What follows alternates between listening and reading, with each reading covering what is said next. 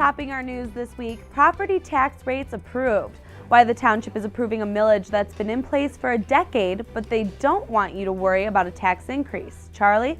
A local subdivision literally buried in tumbleweeds. Where they're coming from, coming up. And closing its doors for good. A local restaurant wasn't here for long, but residents have plenty to say about why they think it closed down. All of this plus much more on this edition of Shelby This Week.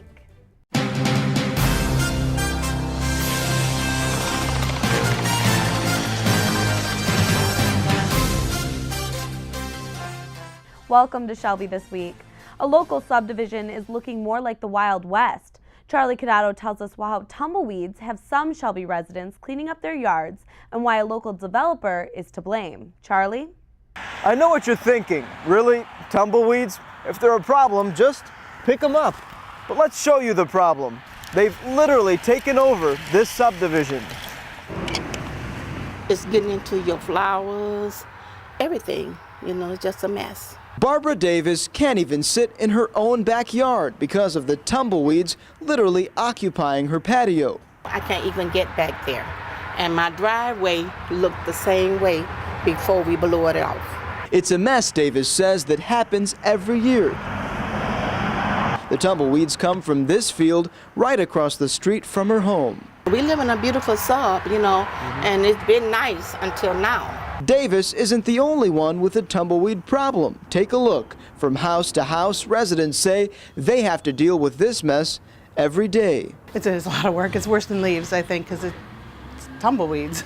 Residents tell me the tumbleweeds weren't a big problem before a developer bought this field. Before, the field was mowed, cared for, but now, not quite. I just want him to take care of it so we don't have to deal with this. So Davis called the township. They said that he only had to mow the very front of it. That's according to the township ordinance, so it seems like a simple fix. Shelby Township Supervisor Rick Stathakis says he called the developer and they voluntarily agreed to clean it up. They were gracious enough to do that, but unfortunately it was a week later. A week later, leaving Davis's backyard like this. And then still, we got to figure out how to get it out my backyard like that. For Shelby This Week, I'm Charlie Codato.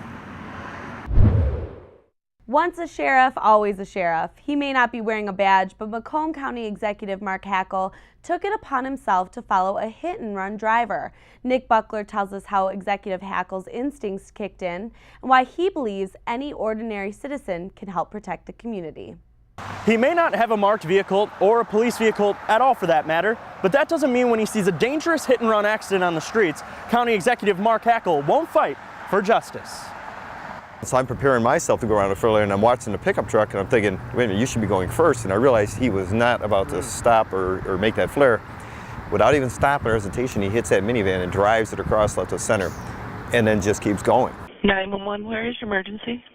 Okay, I've just witnessed a hit-and-run accident. I'm following the vehicle that just hit this car, and I don't think he knows that I'm following him. Hang on 1 second here. I don't know if you're going to confront him, Mark. Be careful. Yeah, we have officers on the way. There's a few other people here, too, so. One of the command officers, yeah. Come out of the car. The police are the public are the police. The only difference is that police are paid members of society who do what it is society should be doing for one another. And if you think about it, it's very intriguing. I am no longer a police officer, but it doesn't mean that I can't still get involved to the extent of not being a cop. I don't have a gun, I don't have a badge, I don't have a, if you will, a uniform or a police car, but yet when you witness something, you don't want to turn a blind eye. Now, all that means is that if you see something you think isn't right, Hackel says it won't hurt to call 911. That's what the county executive did, and he's receiving high praise for it. Nick Buckler, Shelby This Week. You may have been heading down Van Dyke and noticed the restaurant Aubrees Pizzeria and Grill has closed. We talked to a manager who told us the restaurant that's been there for about a year ran out of money late last month. A former employee told us another manager was brought in to shuffle people around and help bring in more customers, but it just seemed too late. She says they were told through an email system the doors were officially closed without any prior notice. Aubrees took over the restaurant that was formerly Ocean Breeze. So we asked residents what they thought about the closing, and they pretty much agreed they weren't surprised Aubrees didn't last, and they want Ocean Breeze back. We keep asking everybody, did you hear? Did you hear? We ate at Aubrees one time and we really didn't care for it at all. We never went back. I'd rather have a nice family restaurant, good foods. I enjoy eating. Tell them we want Ocean Breeze back. Tell them to bring back the fish, too. That was my favorite. The manager we talked to says there are plans for another restaurant to take over the space, but what that restaurant is hasn't been announced yet. A tax rate that's remained unchanged for the past 10 years here in Shelby Township will remain the same this year. The board unanimously voted to keep its 2016 property tax rate at just over 9.29 mils.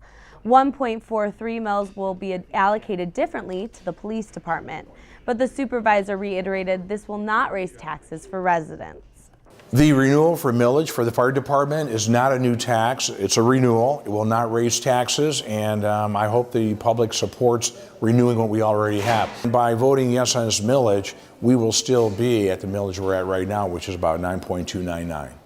The tax millage approved will include money for the general operating fund, some mills allocated to the police fund, the fire operating fund, and the police and fire pension fund. A big congratulations to one of Shelby Township's finest.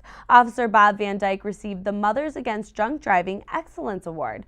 Van Dyke made 55 operating while intoxicated arrests in 2015 and has led the police department in OWI arrests for 6 years straight. Van Dyke is one of the 3 officers in the state to be recognized with this award. Congratulations to Officer Van Dyke. We've been working to tell you about every candidate running for office in Macomb County, and this week Charlie Cadado looks at the race for county prosecutor. Charlie? The race for Macomb County prosecuting attorney looks practically the same as it did 4 years ago. This isn't the first time the incumbent Eric Smith faced the same opponent. Smith is seeking a 4th term as prosecuting attorney, and his opponent is Michael Rafael, a local lawyer and artist. Rafael has run for the seat 3 times since 2008. He's been there for 12 years. It's time for a change. My opponent has never prosecuted a single case, not one. And I've been practicing criminal law full-time since 2010. I took a little break from the law. I was out in Portland. My opponent is not a real opponent. This is the 3rd time he's run against me. As you heard, Smith says he understands party allegiance, but he says Macomb County's race for sheriff or prosecutor should not fall between party lines. That's because they don't deal with policy. Rafael believes his candidacy gives Republican voters a choice. Back to you. All right, thanks, Charlie. Next on Shelby this week, you may think there's no such thing as healthy pizza, but you could be wrong. We'll take you to the newest business in Shelby Township that's serving up slices that could be better for your waistline and your health. And meetings for mental health. Why residents are flocking to a forum to discuss concerns with the funding and privatization of mental health.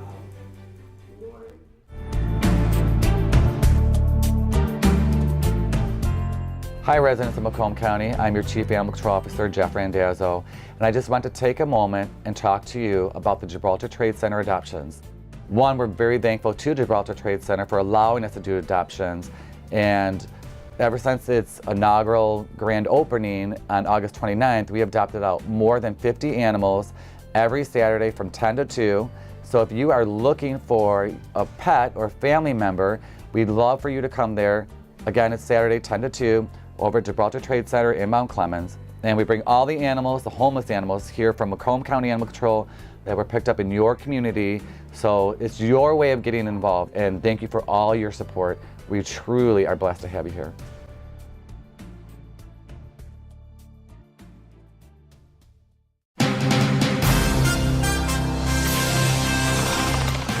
There's no such thing as healthy pizza, but a new restaurant in Shelby is making pizza that's healthier for you.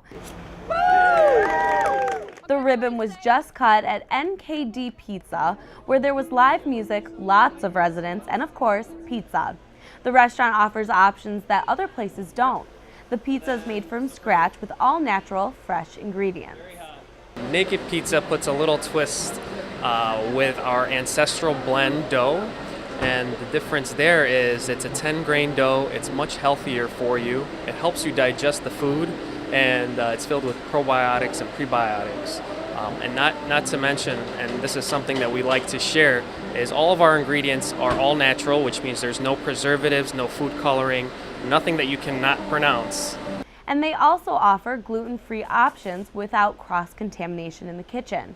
The restaurant is a chain, but there's only 2 in the state, the other in Sterling Heights. But they do plan to open their 3rd restaurant in Royal Oak. NKD managers say they're excited to be a part of the community, and those who went to the grand opening say the pizza is well worth it.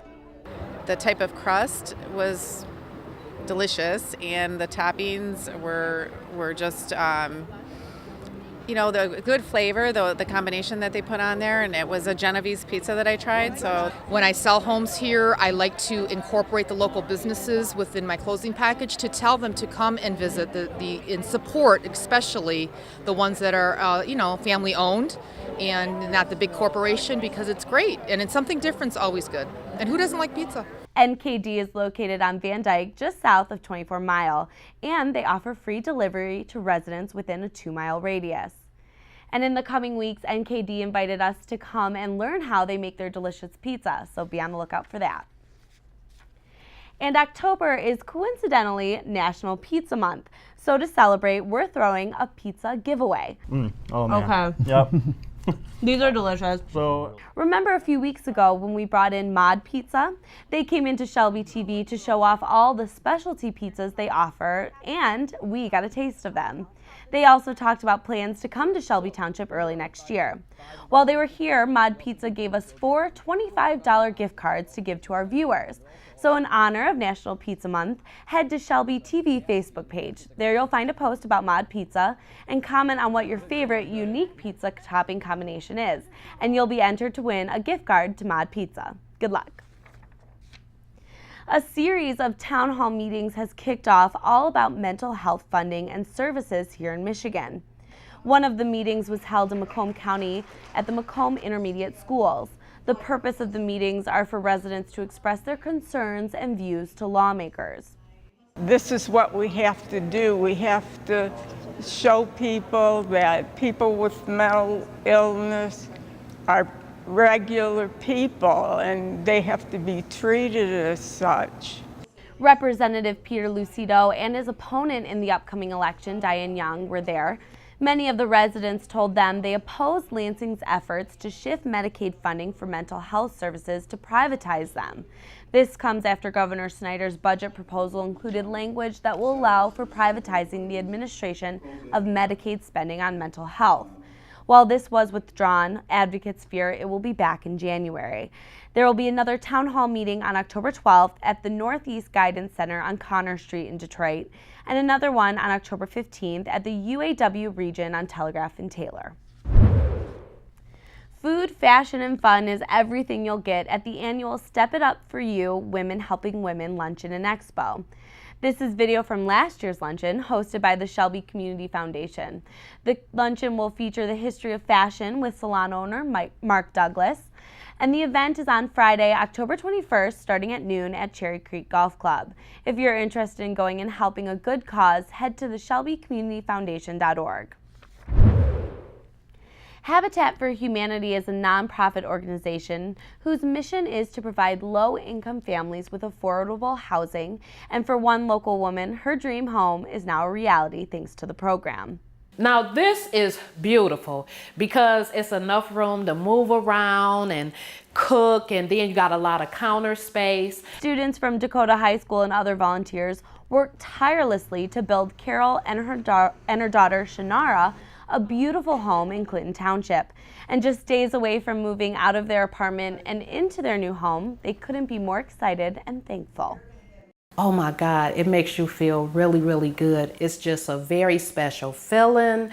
It's about to get teary-eyed. They took us to their new basement that had a special decorative twist. Everyone who had a hand in building signed their names underneath the staircase.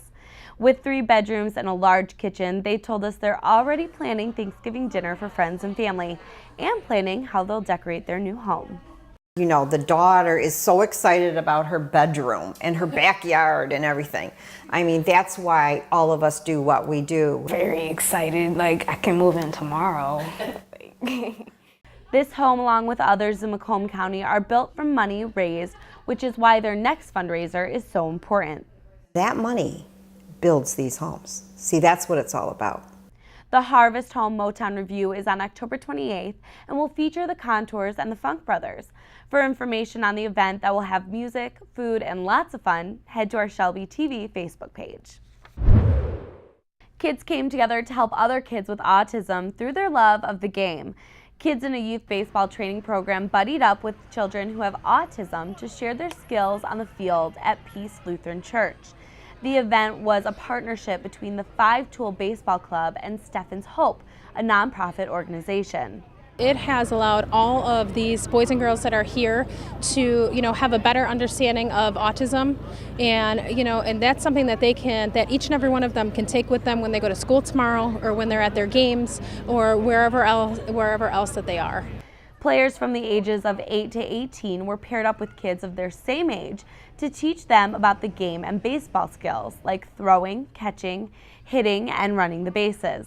There was also a bounce house, video games, and playground equipment to recognize the different levels of ability on the autism spectrum.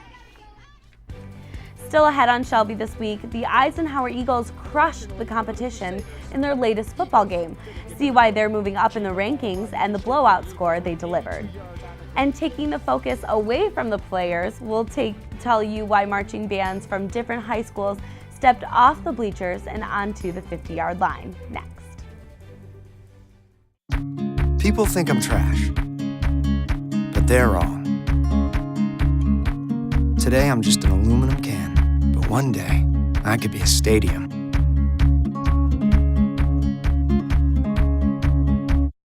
Take my hand and start a brand new day. Underneath everything we are all people. And when we reach out a hand to one, we can influence the condition of all. That's what it means to live united.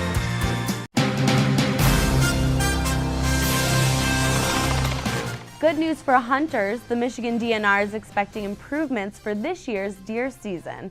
Hunting success dropped in the UP in the last few years due to the harsh winters we had from 2012 to 2014. But experts say because last winter's temperatures were so mild, hunters can expect to see more deer in the woods this year. Archery hunting has already started this month, and regular firearm hunting starts November 15th. Before you go and look up your horoscope for the day, NASA says you might not be the zodiac sign you think you are. In a recent article, they say there's been a 13th zodiac that's been in the sky, but just ignored. Zodiacs are based off constellations that were created and named more than 3,000 years ago.